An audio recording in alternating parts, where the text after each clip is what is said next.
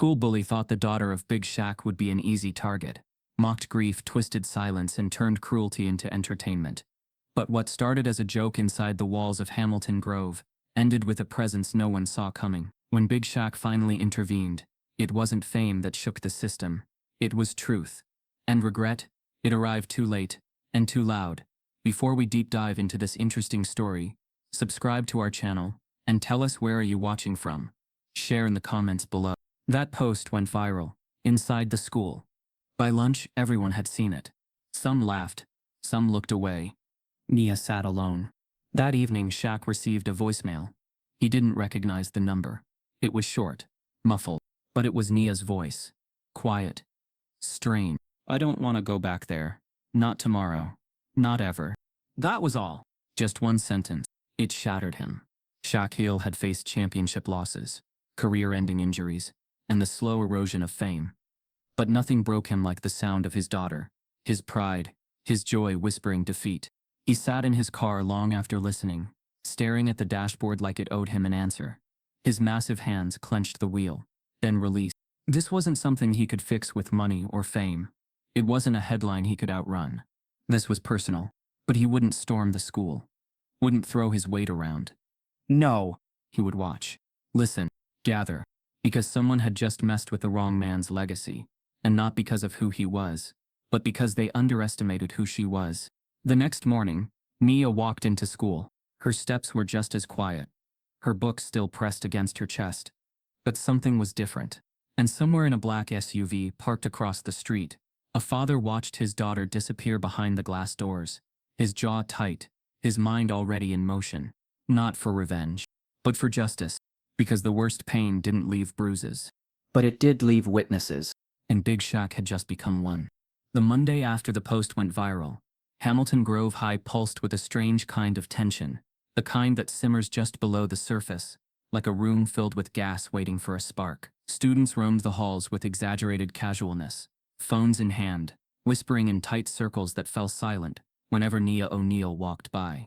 She wasn't just another student anymore. She was content now, a trending name behind a trending face, but only within the warped walls of that school. Nia knew how they looked at her. Not with pity, not even cruelty, with hunger, as if she were part of a reality show they couldn't turn off. She wasn't a person anymore. She was a performance, a rumor with legs. What haunted her most wasn't the stares, though. It was the way the teachers kept glancing past her like she wasn't there, as if pretending not to see the pain made them innocent. In room 214, AP Civics began without acknowledgement. Mr. Rollins, who proudly claimed to be the woke one, launched into a spirited discussion about free speech and modern activism, oblivious, or pretending to be, that half the room had spent the weekend dissecting and reposting a humiliating image of one of his students. Nia sat in the back, pencil unmoving, her eyes fixed on the whiteboard as her classmates debated safe spaces and cancel culture. Chandler Ray's voice cut through it all, clear, smug, performative. I mean, we can't just censor people for making jokes. What happened to humor, he said, arms folded, the ghost of a grin on his lips. A few students chuckled. Mr. Rollins offered a half-hearted let's stay respectful, and moved on. Nia didn't move. She didn't blink. That was Chandler's power, not in what he did, but in how confidently he twisted the room around him. He didn't act like a villain. He didn't have to. His charm worked like camouflage, covering malice and charisma. He wore designer hoodies, quoted Malcolm X out of context, and always knew how to drop just enough sarcasm into his cruelty to keep it deniable. At Hamilton Grove, Chandler Ray wasn't just popular, he was untouchable. His father, Trent Ray, was the kind of man who funded gym renovations and hosted school galas with speeches about building a future for all our children. He sat on the school board, shook hands with the superintendent, and sent gift baskets to staff every holiday. Everyone at Hamilton Grove knew Chandler was protected. What most didn't know, or didn't care to ask, was what he did with that protection. The real cruelty began in places teachers didn't look.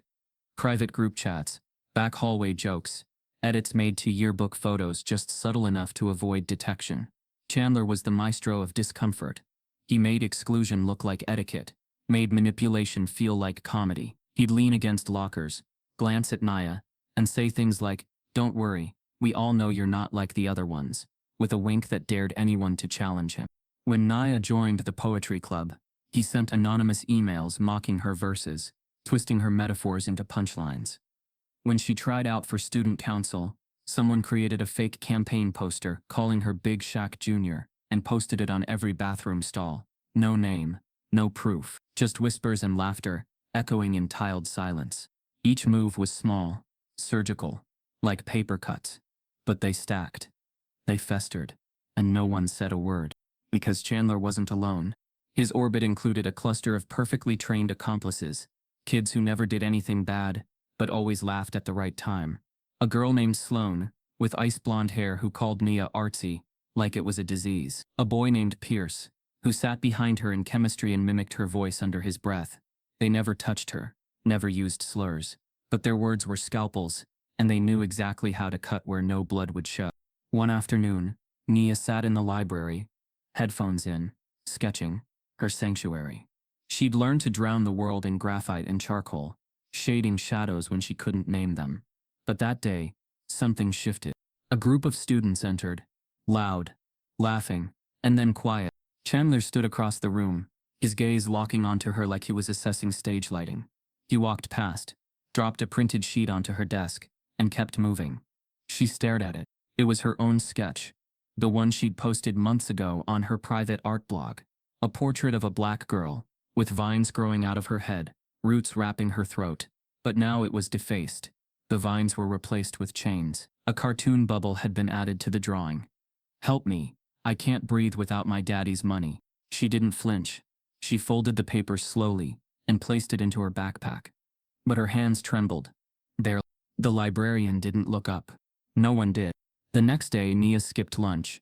She stayed in the art room, pretending to organize supplies. Her teacher, Ms. Kessler, popped in briefly, complimented her mature resilience, then drifted away without asking anything real.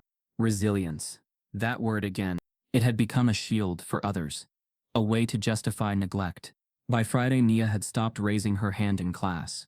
Her essays were still brilliant, but devoid of emotion. Her eyes looked through people, not at them. The fire hadn't gone out. It had simply gone quiet. But Chandler wasn't done. He needed an audience. The school's winter assembly approached, a student-run event featuring performances, speeches, and community highlights. Chandler was, of course, the MC. Rumor had it, his dad helped write half the script. There were skits, inside jokes, carefully vetted roasts. What no one expected, what no one was supposed to expect, was the final segment. He called it, The Year in Review. Projected onto the auditorium screen was a slideshow. At first it seemed harmless. Memes about the cafeteria pizza, blurry sports photos, shoutouts to graduating seniors. Then the slide changed. A photo appeared. A drawing. Naya's drawing. Then another slide. Her diary entry. Screenshotted. Zoomed. Highlighted in red. The audience gasped. A few laughed. Some fell into dead silence. The caption beneath it read, "When your therapist tells you to journal, but forgets to say keep it to yourself." Naya sat frozen in the second row. She couldn't breathe. She couldn't blink. She couldn't move. The auditorium didn't erupt in laughter. It collapsed into confusion. Coughs, hushed murmurs. People not sure if this was part of the act or a mistake. But Chandler stood tall on stage, grinning like a magician who'd just pulled off the finale. No one stopped him. Not a teacher. Not a staff member. Not even the principal, who sat in the front row and smiled like the punchline had flown over his head. Afterward, Nia left through the side exit. She didn't cry, didn't scream. She just walked. Fast. Then faster. Shaq was already parked outside. He'd come to pick her up, hoping to catch the tail end of the assembly. But when he saw her face, something ancient stirred in his chest, something between rage and heartbreak. She climbed into the passenger seat without a word. He didn't ask. He just drove. Back home, Nia disappeared into her room. For the first time, she locked the door. Shaq stood outside for a long while, hand resting on the frame. Inside, she opened her closet, pulled out the torn paper from her sketchbook, and stared at the vines, the ones she once imagined as healing. Now they looked like nooses. She tore the page, and for the first time she wept. Not because they'd hurt her, but because no one had stopped them. That night, Shaq watched the assembly recording online. He saw the whole thing, and he didn't sleep. He didn't storm the school, didn't make a post, didn't call a lawyer. Not yet. Instead, he made a list, a long one, of people who'd sat there, watched, laughed, stayed quiet, because it wasn't just Chandler anymore. It was all of them. And cruelty, when ignored, becomes culture. But culture, Shaq knew, could be broken if you start in the right place. He picked up his phone, made a call, and scheduled a meeting. Not with the principal, not with the board, with someone quieter, more dangerous. Because sometimes the most powerful move a giant can make is to lean in without raising his voice. The winter air carried a certain stillness that morning, sharp and sterile, as if the sky itself were holding its breath. Inside the walls of Hamilton Grove High, there was a quiet energy, the kind that buzzed beneath the surface when something was about to happen. Mia felt it before she stepped through the doors, the way eyes moved in packs, the way certain students exchanged glances, and half-laughs that ended the moment she entered the room. It wasn't new. That kind of attention had become a low-frequency hum in her life. But today it felt sharper, like everyone had read a script she hadn't been given.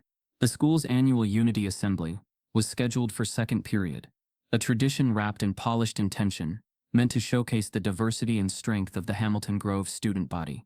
Teachers wore their "We All Belong" t-shirts. Banners lined the auditorium entrance in pastel colors, quoting leaders most students barely knew. And behind the curtain, Chandler Ray was preparing a finale he knew would make him unforgettable. Nia didn't want to attend. Her stomach had been tight since she woke up. She'd debated faking sick, even hovered over the send button on a forged email draft to the school office. But something stopped her and need to prove, to herself maybe more than anyone, that they wouldn't push her into hiding. So she sat in the third row, dead center, her journal buried deep in her backpack, her hands gripping the edge of the fold-down seat. She watched as performances cycled across the stage, a step team, a poetry reading, a slideshow of student volunteers, the usual rotation of hollow inclusion. It was almost enough to lull her into the idea that maybe the feeling was just anxiety. Maybe this year would be different. Until Chandler walked on stage, microphone in hand, grinning like a game show host. "All right, Grove fam," he said, his voice soaked in fake charm. "Before we wrap, we wanted to share a little surprise. A tribute, if you will. Something that really captures the essence of our student experience." Laughter rippled across the auditorium before anything even happened. Maya's chest tightened. The lights dimmed slightly as a slideshow began on the projector screen. At first, it was harmless, a montage of group selfies, hallway candids, awkward yearbook photos. Then came the twist. A familiar image flashed on the screen. Mia's notebook, her handwriting, blown up, word by word. It took her half a second to recognize the entry. One of her most private, one she'd written months ago, buried deep in the middle of her journal, raw and unfiltered. It was about Layla, her best friend, her anchor, gone too soon in a highway crash that no one saw coming. "I don't know how to breathe without her. I try to laugh at lunch and pretend her seat's not empty. But it is. Everything feels empty." The line was circled in red. Underneath, someone had typed, "When your best friend dies, and you make it everyone's problem." There was silence, then a few gasps, a stifled chuckle. Someone muttered, "No way." Nia didn't move, her vision blurred as the next slide appeared. Another journal entry, more vulnerable than the last. "I used to believe I could hide behind being the quiet one. But even quiet people get mocked. Even when you don't speak, they find a way to twist your silence." This one was captioned, "Silent but attention-seeking." The auditorium was a vacuum now. A few kids laughed, not out of amusement, but confusion. Some whispered, unsure of what they were witnessing. The teachers on stage exchanged uncertain looks. The principal stood off to the side, his expression unreadable. Nia couldn't breathe. She stared at the screen, frozen in disbelief. Her body went cold, then hot, then nothing at all. It was like watching herself be dissected in public, piece by piece, every private wound turned spectacle. Another slide. A drawing, her, the one of the girl, wrapped in vines. Caption, "If trauma had a LinkedIn." That was the moment the room cracked. Gasps gave way to murmurs.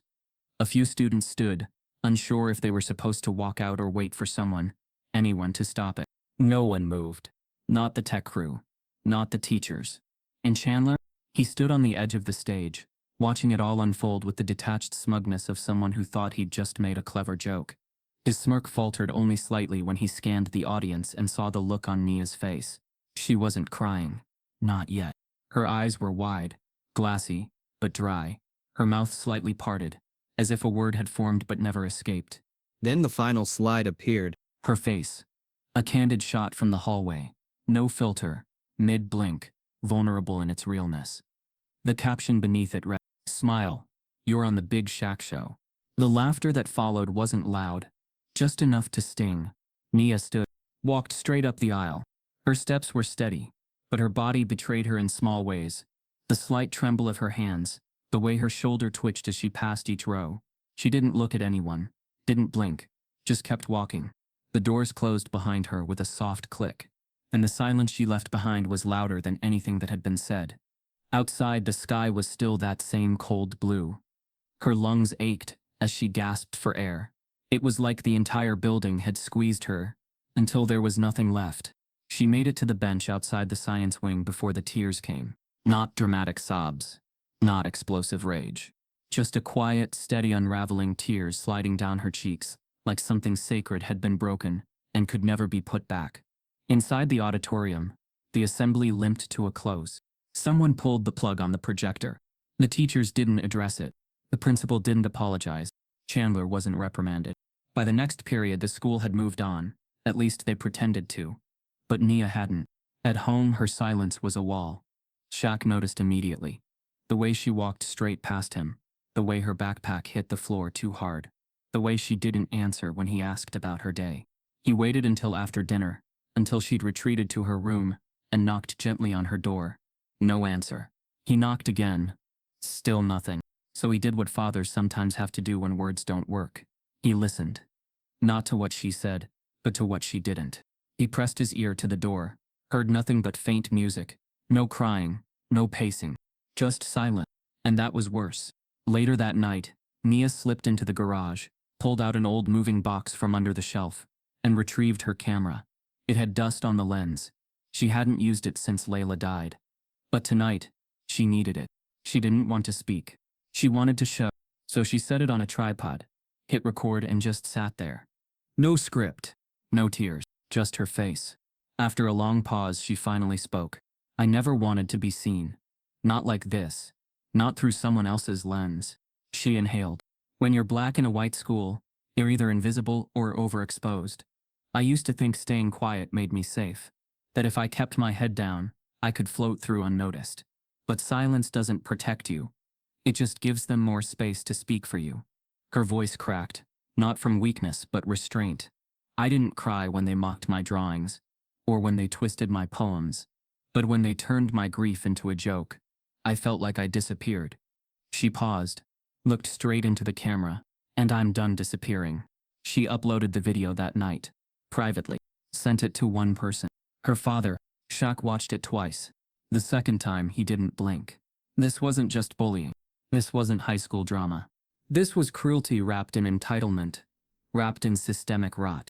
And it had his daughter's face on it. The next morning, he was parked outside Hamilton Grove 30 minutes early.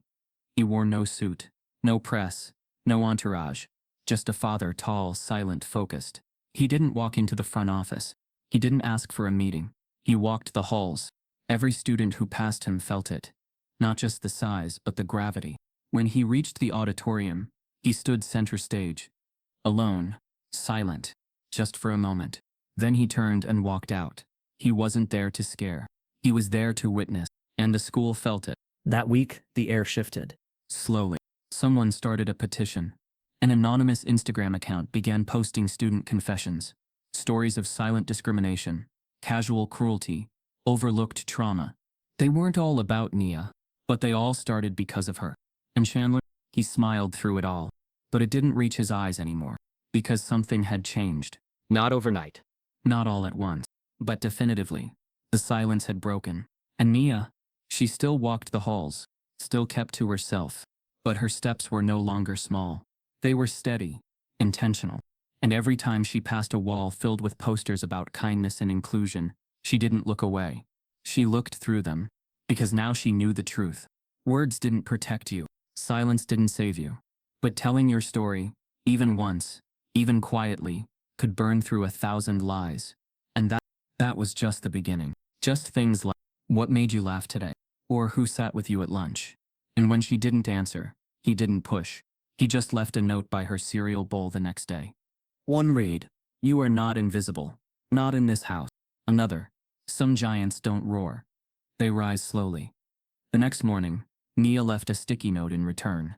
Just a heart, nothing more. But it stayed on the fridge for weeks. And Shaq began to understand. She wasn't waiting for him to fight her battles. She was waiting to not feel alone. So he stayed close. Not loud, not dramatic, but constant. And the school started to notice. Teachers stood a little straighter when they saw him in the halls. Students whispered less when she walked past. The administration smiled too much, said too little. And Chandler, he started walking different. Still smug. Still untouchable. But now there was a hesitation in his swagger. Because when Shaq's shadow stretched across the floor behind Nia, the entire school began to feel it. Not as a threat, as a reminder that giants weren't just tall. They were present. And when they watched, really watched, the world shifted. It didn't heal.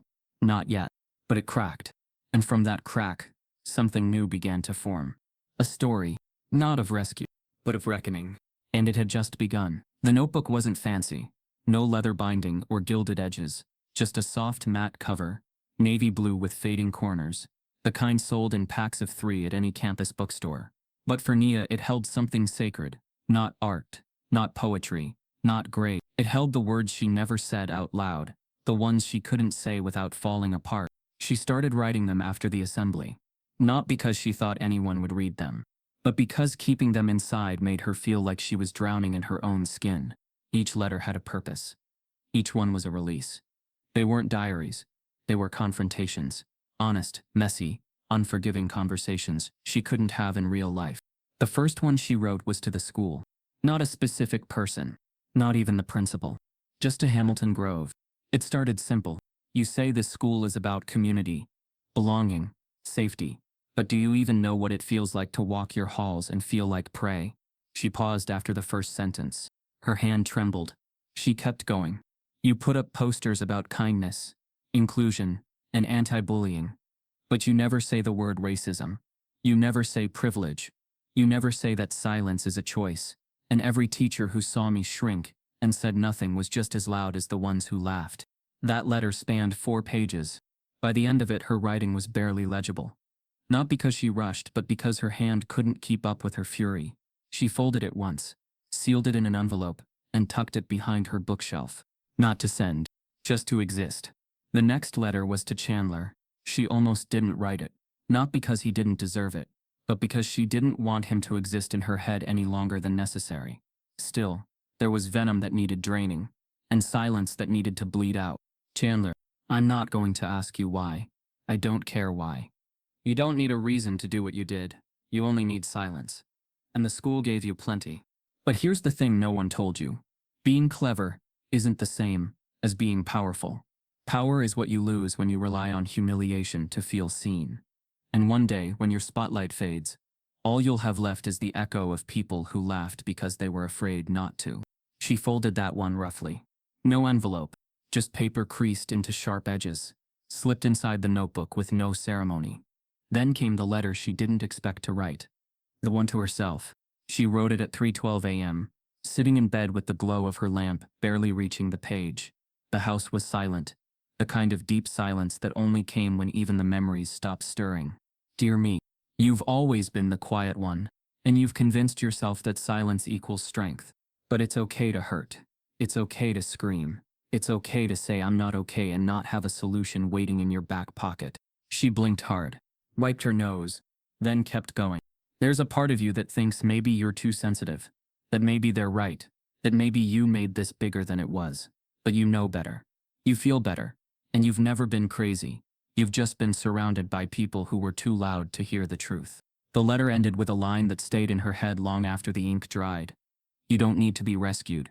You just need someone to believe you were hurt. She folded that letter too, slipped it into her journal, between pages stained with sketches and soft graphite outlines of girls with vines for hair and eyes that didn't blink. And still, she wrote more. One to Layla. one to the future, one that began and ended without a name. Each one drained something out of her: fear, guilt, resentment. They left her feeling raw but lighter, like maybe if she emptied enough, there'd be space again to breathe. She never intended for anyone to read them, but one of them escaped. It happened on a Sunday. Shaq was sorting the mail in the kitchen, tossing flyers and charity letters into the recycling bin, when he noticed an envelope mixed in. No stamp, no address, no sender. Just a single word on the front: Dad. He paused, frowned, called out, "Mia." No response. He opened it slowly, unsure if it was meant for him or just mislabeled. Inside, the letter was handwritten, but different from Mia's usual casual scribble. This one was deliberate. Taste, like each word was afraid to take up too much space. He began reading. "Dad, I don't know if you'll ever see this. I'm not sure if I want you to.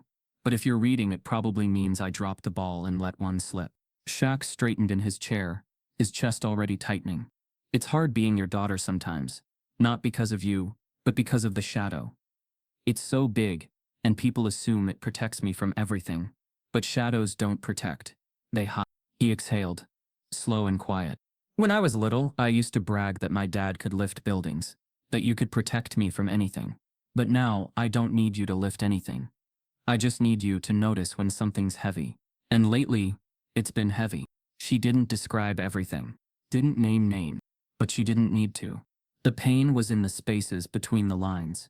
"Sometimes I pretend to be okay just so I don't see you hurt.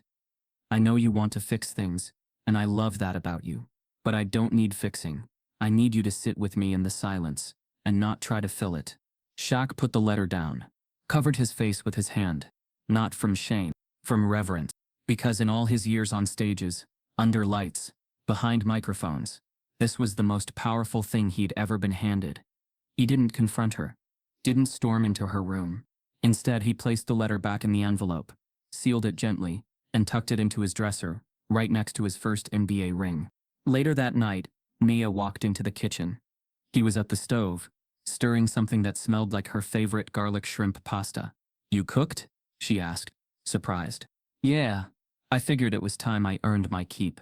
She chuckled under her breath, then sat. For a long moment, they said nothing. Then Shaq spoke, low, calm, certain. "You know, I've spent my whole life trying to be someone people couldn't ignore. But sometimes, the loudest thing in the room is what doesn't get said." She looked up, eyes locked, her throat tightened.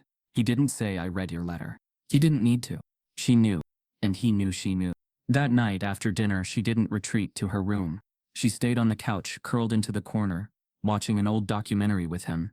Her head leaned against his arm by the time the credits rolled. And for the first time in a long time, the silence between them wasn't heavy. It was healing. Shaq didn't take the hand.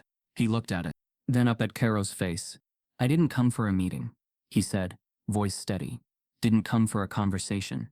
Just came to see." Caro blinked. Shaq nodded once. "What my daughter walks through. What the walls don't say out loud." Caro cleared his throat. "Of course. We value transparency here. Mia's a bright student, very creative. I'm not here for a tour." The silence dropped like a stone. "I've heard the numbers. Read the statements. I've seen what the school wants people to see," Shaq said, voice low but undeniable. "But I'm more interested in what you don't report." Caro shifted his weight, palms suddenly behind his back. "There's been a misunderstanding, I think. If there was an incident." "No misunderstanding," Shaq cut in. "There was an assembly. A joke.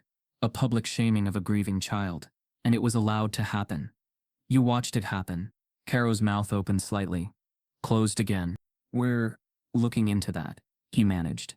"I'm already looking," Shaq replied. "You're late." Down the hallway, students had gathered in doorways. Quiet. Watch. Caro stepped closer, lowered his voice. "I understand your concern, but with all due respect, Mr. O'Neal, there are protocols." "I'm not breaking any," Shaq said. "I haven't raised my voice, haven't made a scene, haven't even said a name." He let that linger. "I'm here as a father, as a witness. You don't need to schedule that." Caro blinked rapidly. He'd dealt with irate parents before. Threats, demands, lawyers. But this was different. Shaq wasn't reacting. He was measuring, and that was more dangerous. "I'd like to schedule a time for us to sit down," Caro offered. I think there's value in addressing this constructively. Shaq tilted his head. Constructive would have been stopping it when it happened, not applauding afterward. Carol flinched. I didn't applaud. No. But you didn't leave either. Shaq stepped past him, down the hall, past students whose gazes dropped under his shadow. He reached the media lab, a glass-walled room filled with cameras and monitors. Inside, a teacher adjusted sound levels while a group of students prepped lights. One turned, saw him, and gasped softly. Shaq stood outside. He didn't enter. Just watch. The student's face turned pale. A phone buzzed. A whisper moved. The group scattered like birds disturbed mid-feast. Shaq turned and walked away. In the math wing, someone muttered Big Shaq under their breath. He didn't respond. Didn't slow. He walked until he found the end of the west hallway. The one Nia had mentioned once, offhand, as her least favorite. Something about the windows always casting too much glare. The noise. The coldness. He stood at the end of it now. Empty. Still. Then finally the bell rang. A flood of movement surged through the school. Doors opened. Students poured into the halls. But something shifted when they saw him still standing there. Conversations faded. Steps slowed. Phones rose, but no one dared take the photo. And amid them all, Nia emerged. From the middle of the stream, her eyes locked with his, and froze. He hadn't told her he was coming. Didn't warn her. But when she saw him, not angry, not broken, just present, her shoulders lifted for the first time in weeks. She walked toward him, head high, straight spine. No flinch, no fear, just gravity. They didn't hug, didn't speak. He simply turned and walked with her, back down the hallway, back through the crowd, through the watching eyes and nervous faces, and no one stopped them. Because they all knew. The giant was awake. Not roaring, not threatening, just walking. And somehow that was louder than anything they'd ever heard. The office smelled like lemon polish and performance. Shaquille O'Neal stood just inside the door, tall enough that the fluorescent lighting cast strange, diagonal shadows over his shoulders. Principal Devon Caro had already stood to greet him, hand outstretched, face arranged into a smile so polished it looked rehearsed. Mr. O'Neal, Caro said, voice full of ease. Appreciate you taking the time. Shaq didn't shake his hand. Not to be rude, he simply scanned the room, taking it in. Framed degrees on the wall. A chessboard on the shelf.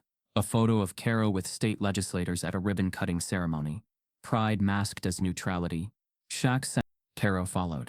Listen, Caro began, folding his hands neatly on the desk. I want to start by acknowledging how deeply sorry I am for everything your daughter's been through. We're conducting an internal review into the assembly incident. And I assure you, student discipline procedures. You didn't ask me why I'm here, Shaq said, voice low but solid.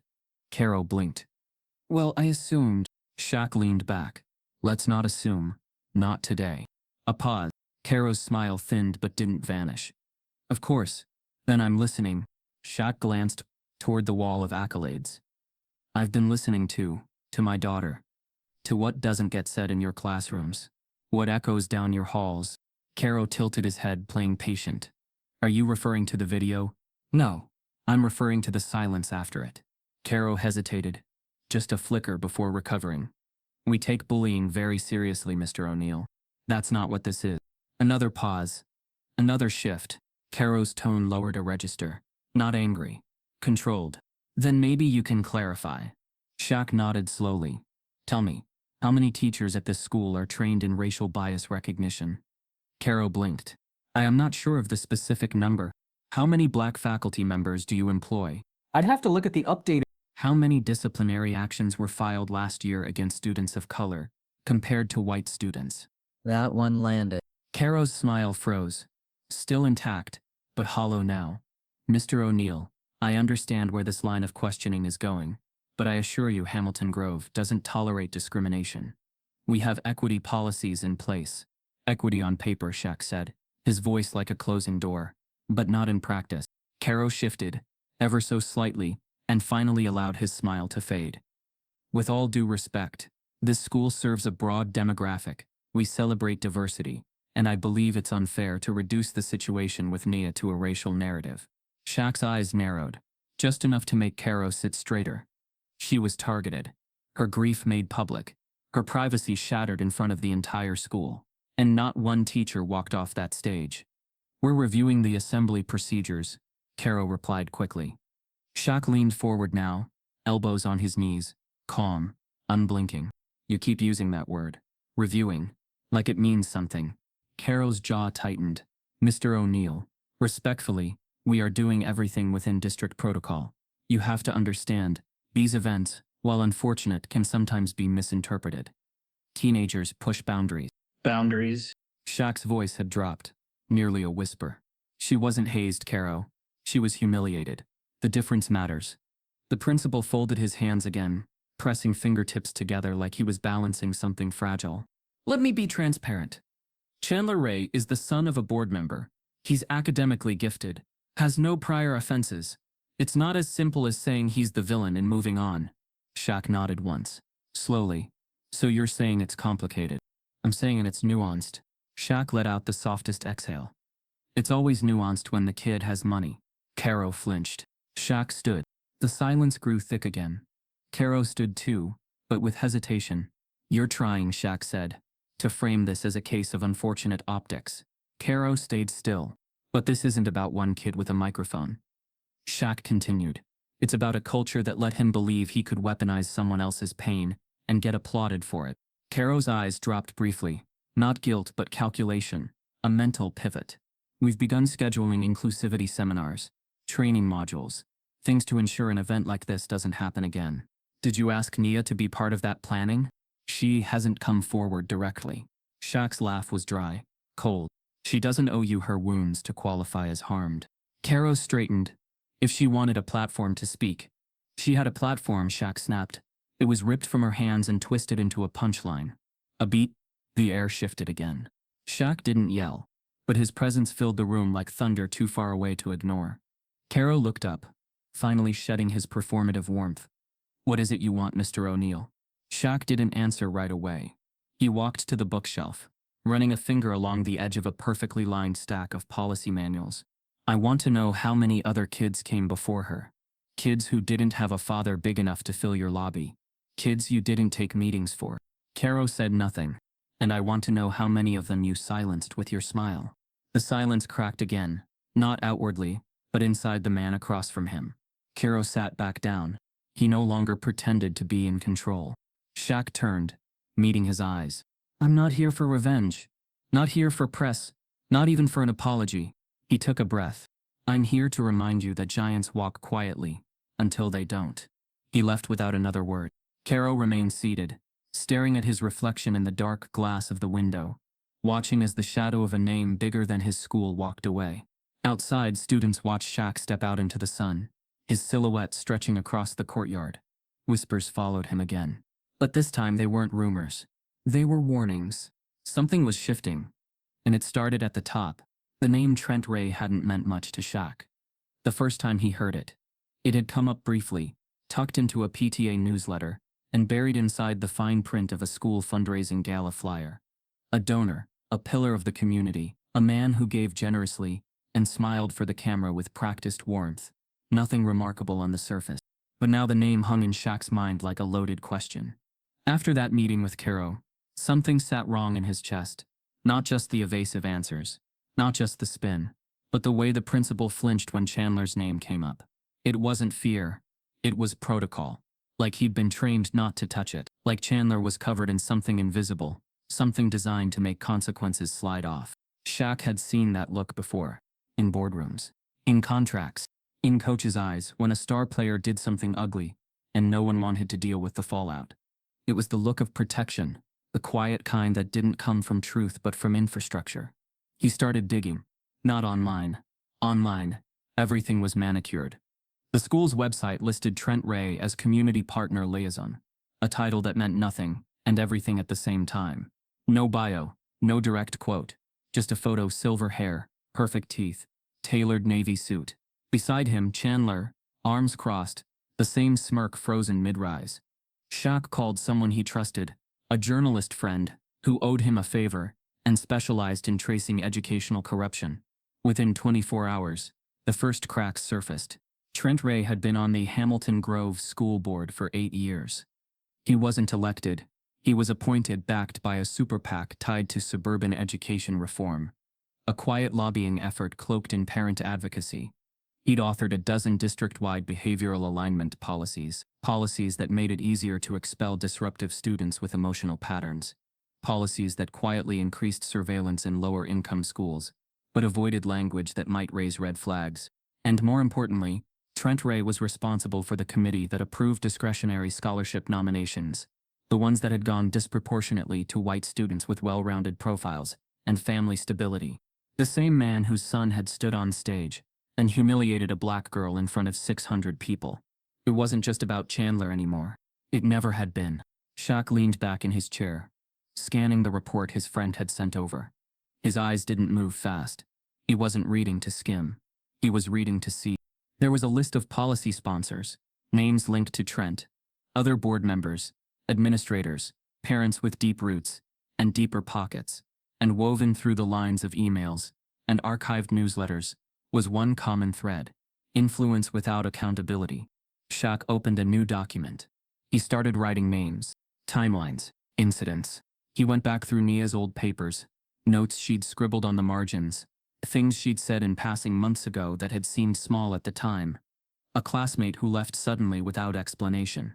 A teacher who transferred mid-year after reporting curriculum interference. A student group that got shut down after planning a BLM poetry night. Pattern. They were everywhere, and they all pointed to the same circle. Trent Ray didn't just sit on the board. He built the board. He stacked it with like-minded donors and careful collaborators. People who spoke in statements, not truths. People who knew how to be supportive without disrupting the status quo. Every inch of his influence was engineered to look clean. And behind that glass reputation, Chandler had grown up in a house that taught him consequences were optional. Shaq felt the heat rising, slow and dense, beneath his collar. But he didn't move, didn't speak. He turned on his voice memo app, opened a new recording, and whispered, "They think it's just a bully, but the bully's just the surface. This is legacy warfare, and my daughter's not collateral." He saved it, labeled the file, Roots. The next day he returned to the school. But this time he didn't walk the halls. He stood in the parking lot during lunch period. In plain sight, sunglasses on, arms crossed. Within 10 minutes, students were buzzing. Some waved, some stared, some just whispered. Again. Inside, Chandler was mid-bite when a sophomore tapped him on the shoulder and said, "Your dad's coming here today, right?" Chandler blinked. "What?" "I heard from Ava. There's like some board thing. She said he's meeting with admin after last week's, you know." Chandler's grip tightened on his phone. He checked it. No missed calls. But he knew his father didn't ask before making moves. He just made them. And if he was coming now, it wasn't for damage control. It was for reconstruction. Later that afternoon, Shaq requested a meeting. Not with Caro, with the district superintendent. He waited outside the main office, still and unreadable, while administrators shuffled past him, smiling too much, nodding too fast. When the door opened, he stepped in. The superintendent, a soft-spoken woman named Marianne Teller, greeted him politely. She offered him water. He declined. He handed her the file. Printouts. Name. Ratios. Side-by-side comparisons of school conduct records. Charts. Email. She read in silence for a long time. Then finally said, "This is a serious allegation." Shaq shook his head once. "It's not an allegation. It's a map." She looked up, eyebrows lifted slightly. "And what do you want me to do with this?" "I want the same thing you say in every press release," he replied. "Accountability, transparency, safe learning environments." She studied him for a beat longer, then nodded slowly. "You're not wrong," she said. "But these people, they're hard to move. Trent Ray isn't just a donor. He's a structure." Shaq leaned in, voice steady. "So was every system until someone shook it." She nodded again, not in compliance but understanding. Outside, the school moved through its routines, oblivious. But something had been set in motion now. Trent Ray had spent years building a system that looked like fairness but functioned like a gate. Chandler had been handed that key, taught that cruelty could be masked in charisma, that status shielded harm, that privilege could bend morality into a joke. But now someone had found the blueprint, and he wasn't coming to destroy it with noise. He was coming to unbuild it, brick by brick. It was the kind of morning that pretended to be ordinary. Birds chirped half-heartedly. Cars roll through the student drop-off zone, with their usual mix of honking and half-spilled coffee. Inside Hamilton Grove, the announcements buzzed over the intercom in their monotone rhythm, barely acknowledged. But not everything was the same. Something sat beneath the school's skin that day. Restless, coiled. Shaquille O'Neal stood across the street, inside an idling SUV tinted just dark enough to keep the questions quiet. He wore a navy windbreaker. No logos, no press, just stillness. He wasn't here to scare anyone. He was here to watch one moment, because he knew it was coming. He had spent days tracing the signs, connecting silences, through Nia's quiet shifts in energy, through snippets of hall chatter that surfaced online, and then disappeared like digital fog. There was talk of another prank, another joke, another moment designed to sink its teeth into his daughter's ribs and twist. So he arrived early. He didn't go into the office, didn't notify security. Instead, he entered through the back staff entrance, a former coach's pass still valid from years back, unnoticed by anyone too busy typing attendance or policing tardiness. He walked the halls slowly, unbothered by the clocks. His destination wasn't a room. It was a corridor, the main artery between the east and west wings. Students called it the filter hall, because everyone passed through it at least twice a day, the place where rumors bloomed and alliances were tested. And today, it would become something else. Nia stood at her locker. It was third period. The crowd was thinning but not gone. A few voices floated down the hallway, locker doors slamming in the distance. She was exchanging out her books when she heard it. A sharp laugh. Familiar. Too familiar. She didn't turn, but her spine straightened. Then she heard him, Chandler Ray, closing in. "I was just wondering," he said, his voice light, friendly, for anyone eavesdropping. "Do you actually keep a backup diary now, or did we already run through your trauma quota this semester?" Several students nearby went quiet. Nia turned slowly. Her expression didn't waver, but her hand clenched around her locker handle. Chandler stood 3 feet away, alone, but surrounded by eyes. He smiled like someone trying to sell toothpaste. "No hard feelings, right? I mean, you did get a sympathy bump on Insta. Should thank me." He turned to walk past her, like the comment was nothing, like history hadn't happened in an auditorium full of witnesses. But Nia spoke. Not loudly, but clearly. "You think this makes you untouchable? You think being subtle keeps your hands clean?" He paused, half-turned. "Excuse me. You keep trying to sound clever so no one notices how hollow you are." That struck. The smirk cracked. Students nearby pretended not to listen, but even their stillness betrayed them. Chandler leaned in just slightly, lowering his voice. "You're lucky my dad doesn't want this to get messy. You don't even know what kind of line you're walking. I'm not the one slipping." The air tensed. But before Chandler could speak again, the hallway shifted. A shadow moved behind the row of lockers. Tall, massive, unmistakable. Shaq stepped out. Slowly, silently, and the entire hallway stopped. It wasn't just the students nearby. Word spread like lightning. Phones raised, texts fired off mid-swipe. Shaquille O'Neal had appeared. Not at an event, not in a meeting, but here, in the center of the conflict. Chandler turned, eyes widening a fraction. He looked like a performer caught off stage, stripped of the script. Shaq didn't yell. He didn't move fast. He walked forward like a stone rolling downhill, unstoppable, inevitable. He stopped just between the two of them. Not quite facing Chandler. Not quite shielding Nia. Just present. Then he turned, slowly, to face the cluster of students gathering. His voice was low, calm, but it filled the hallway like thunder.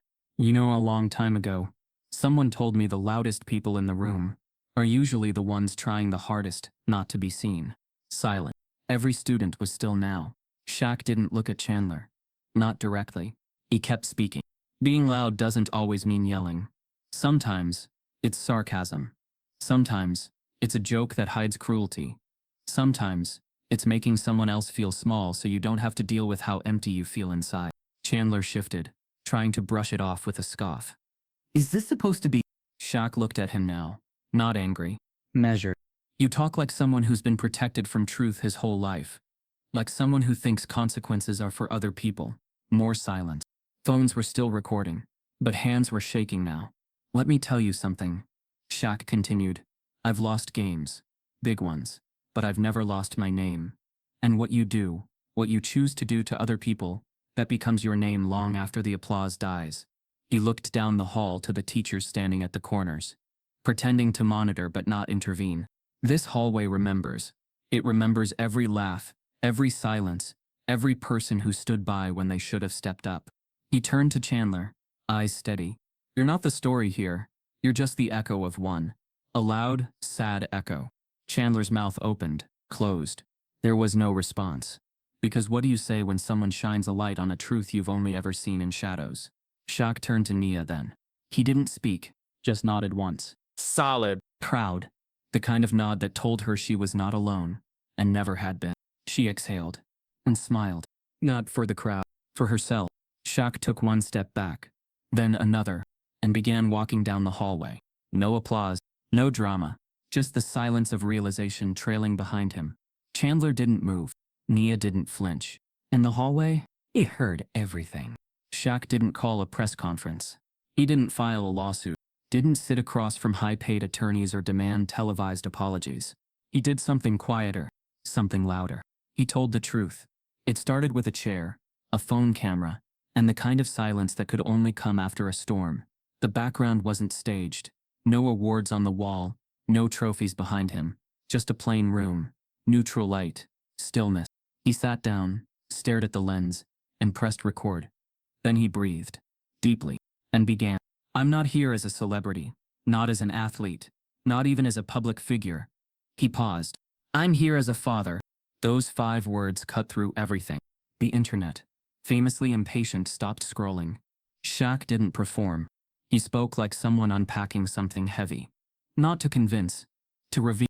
My daughter Nia has been going through something. For a while now, and like a lot of kids, she didn't want to make a big deal about it. She didn't want attention. She just wanted it to stop. His voice remained steady, but there was weight in it. Some of you know what happened at her school. Some of you watched the clips from that assembly. Some of you even laughed at them. He looked directly into the lens. But you didn't see the part where she stopped drawing, or where she started coming home quieter than usual. You didn't see what that kind of cruelty does when it hides behind a school dress code and a smile from administration. He paused again, letting the silence speak louder than anything else could. And here's what I've learned. Racism doesn't always wear a hood. Sometimes it wears a title. A clean press release. A PTA badge. Shaq leaned forward slightly. You want to know what real privilege looks like? It's a kid standing on a stage, weaponizing someone's grief, and walking away with applause. The video was 13 minutes long. No edit. No script. Just truth. At minute 7, he began listing stories. Not just Nia's, but others. A boy suspended for defending himself after a slur was thrown. A girl removed from AP classes after behavioral inconsistencies no teacher could define. A guidance counselor who left mid-year after being warned not to rile up students about race.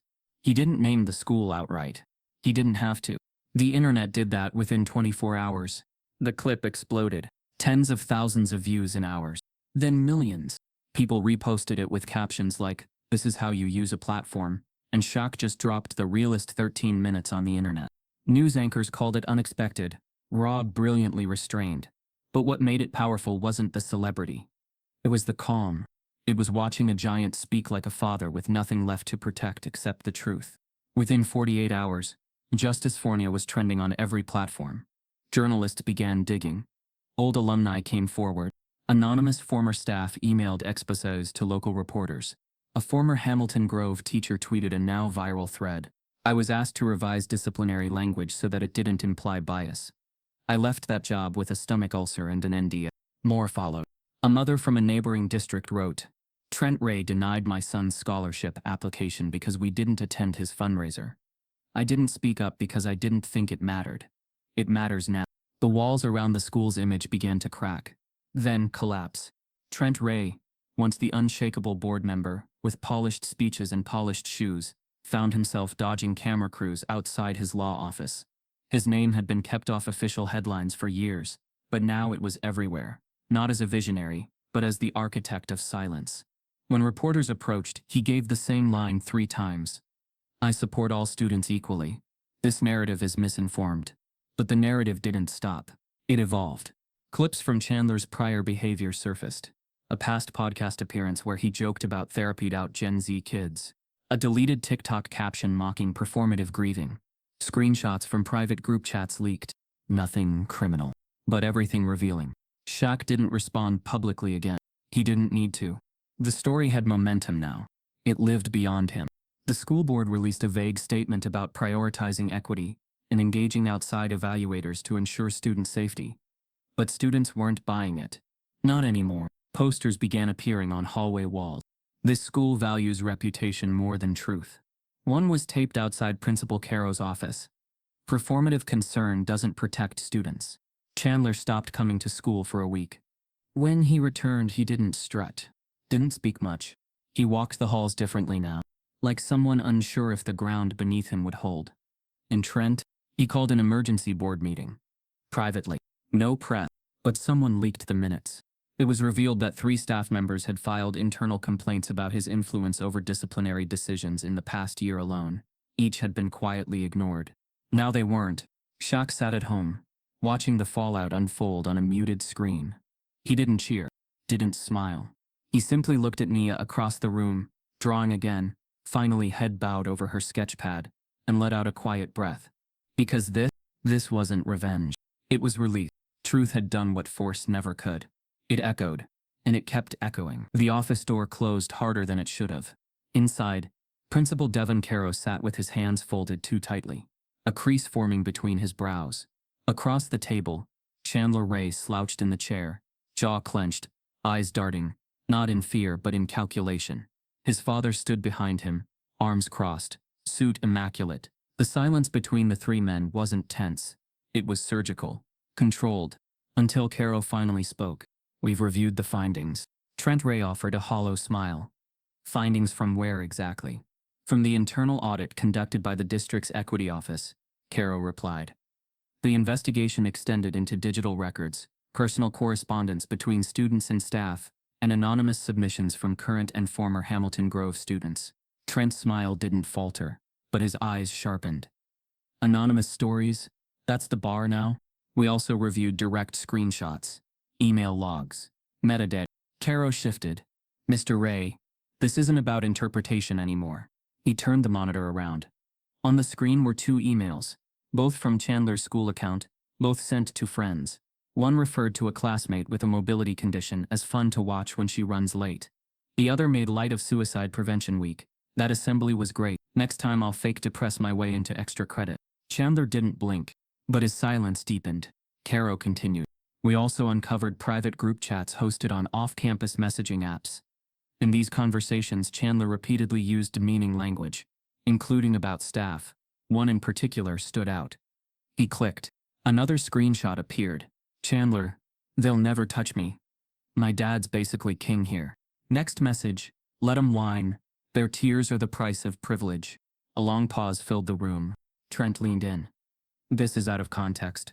Caro didn't move. He turned to Chandler. Do you deny writing any of this? Chandler shrugged, his voice sharp. People joke. Private chats aren't policy. Caro looked down at his notes, jaw tight. Then he said it. Effective immediately, Chandler is suspended from all extracurricular activities, school honors, and nomination lists for academic recognition. A formal expulsion hearing has been scheduled for the end of the week. I've submitted a recommendation for full removal from the Hamilton Grove academic record. Trent raised his voice low. Dangerous. You're making a mistake. You know exactly what kind of leverage you're forfeiting here. But Caro held his gaze, and for the first time in 8 years, he didn't blink. This school has been making that mistake for a long time. Today it stops. Outside, the news was already moving faster than the administrative process. Screenshots had leaked the night before. A burner account dumped over 50 pages of Chandler's messages online. Within hours, student journalists published a piece titled, The Golden Boy's Other Side. It exploded. Former students quoted old stories. How Chandler mocked a classmate with a speech impediment during a group presentation. How he bragged about knowing which teachers folded fastest if you brought up your parents. How he turned one student's panic attack into a meme, complete with music. The flood wasn't a wave of anger. It was a tsunami of relief. Because now, finally, people believed them. Not because they'd changed how they spoke, but because Chandler had finally spoken too much. At school, his locker was cleared out.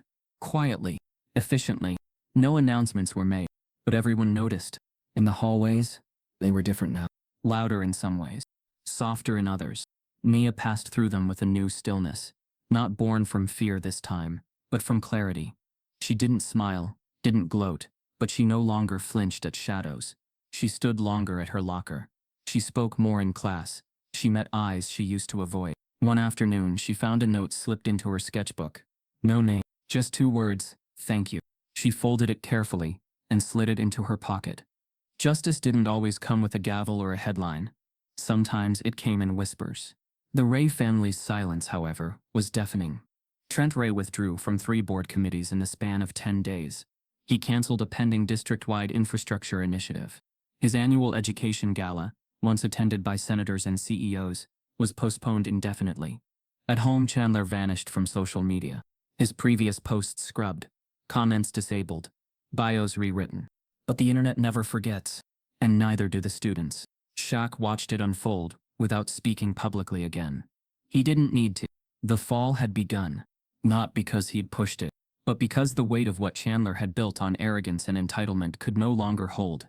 And once the cracks started, it all came down, quietly, Ruthlessly. completely.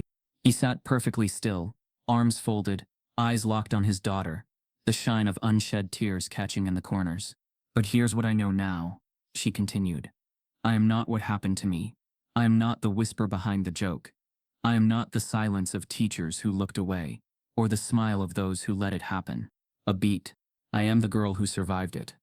The one who drew strength from the wound instead of letting it fester." She reached into her pocket and unfolded a small slip of paper, a single sentence written in her own handwriting, words she once scribbled in the dark, half hoping they'd vanish by morning. "You don't need to be rescued. You just need someone to believe you were hurt." She held the paper up. This saved me. She folded it again and tucked it away. "And now I say it for anyone who needs to hear it. You don't need to prove your pain to earn your voice." Someone in the crowd let out a quiet exhale. A sniffle. Then another. Mia looked up one final time and smiled. Not for applause, not for validation, but because she had something now she hadn't had in months. Peace. She stepped away from the mic, walked back to her seat, and sat down like she had simply returned from a walk, heart steady, shoulders loose. No thunderous applause followed. No standing ovation. But the silence that filled the room was sacred, charged, transformed. Shaq didn't wipe the tear that escaped. He let it stay. Not because he was proud that she made it through, but because she made it out her way. And that meant more than any victory. As the ceremony ended, people shuffled to their feet, programs crinkling, chatter returning. But the energy had shifted. Eyes lingered longer on her as she walked out. Not with pity, with reverence. Outside, the sun lit the pavement gold. Mia found her father waiting, arms crossed, leaning against the car like he'd been standing there all morning. She walked up slowly. He didn't speak. Neither did she. Until finally she looked at him and said, "I didn't do it for them." "I know," he said. "That's why it mattered." They drove home in silence. The good kind. The kind that doesn't hide pain or fear. The kind that holds space for healing. And somewhere in that stillness, a chapter closed. Not with a roar, but with a whisper strong enough to be remembered. If this story made you pause, reflect, or feel something real, don't let it end here. Stories like Mia's aren't fiction for everyone. They're lived daily. Keep watching. Keep questioning. Keep standing quietly beside those who can't speak yet. Because sometimes change starts not with noise, but with someone not looking away. The office door closed harder than it should have. Inside, Principal Devin Caro sat with his hands folded too tightly, a crease forming between his brows. Across the table, Chandler Ray slouched in the chair, jaw clenched, eyes darting, not in fear, but in calculation. His father stood behind him, arms crossed, suit immaculate. The silence between the 3 men wasn't tense. It was surgical, controlled, until Caro finally spoke. "We've reviewed the findings." Trent Ray offered a hollow smile. "Findings from where exactly?" "From the internal audit conducted by the district's equity office," Caro replied. The investigation extended into digital records, personal correspondence between students and staff, and anonymous submissions from current and former Hamilton Grove students. Trent's smile didn't falter, but his eyes sharpened. Anonymous stories, that's the bar now? We also reviewed direct screenshots, email logs, metadata. Caro shifted. Mr. Ray, this isn't about interpretation anymore. He turned the monitor around. On the screen were two emails, both from Chandler's school account, both sent to friends. One referred to a classmate with a mobility condition as fun to watch when she runs late. The other made light of Suicide Prevention Week. That assembly was great. Next time I'll fake depress my way into extra credit. Chandler didn't blink, but his silence deepened. Caro continued. We also uncovered private group chats hosted on off-campus messaging apps. In these conversations, Chandler repeatedly used demeaning language, including about staff. One in particular stood out. He clicked. Another screenshot appeared. Chandler. They'll never touch me. My dad's basically king here. Next message. Let 'em whine. Their tears are the price of privilege. A long pause filled the room. Trent leaned in. This is out of context. Caro didn't move. He turned to Chandler. Do you deny writing any of this? Chandler shrugged, his voice sharp. People joke. Private chats aren't policy. Caro looked down at his notes, jaw tight. Then he said it. Effective immediately, Chandler is suspended from all extracurricular activities, school honors, and nomination lists for academic recognition. A formal expulsion hearing has been scheduled for the end of the week. I've submitted a recommendation for full removal from the Hamilton Grove academic record. Trent raised his voice, low, dangerous. You're making a mistake. You know exactly what kind of leverage you're forfeiting here. But Caro held his gaze. And for the first time in 8 years, he didn't blink. This school has been making that mistake for a long time. Today, it stops. Outside, the news was already moving faster than the administrative process. Screenshots had leaked the night before. A burner account dumped over 50 pages of Chandler's messages online. Within hours, student journalists published a piece titled "The Golden Boy's Other Side." It exploded. Former students quoted old stories. How Chandler mocked a classmate with a speech impediment during a group presentation. How he bragged about knowing which teachers folded fastest. If you brought up your parents. How he turned one student's panic attack into a meme, complete with music. The flood wasn't a wave of anger. It was a tsunami of relief. Because now, finally, people believed them. Not because they'd changed how they spoke, but because Chandler had finally spoken too much. At school, his locker was cleared out. Quietly. Efficiently. No announcements were made. But everyone noticed. In the hallways, they were different now. Louder, in some ways. Softer in others. Mia passed through them with a new stillness. Not born from fear this time, but from clarity.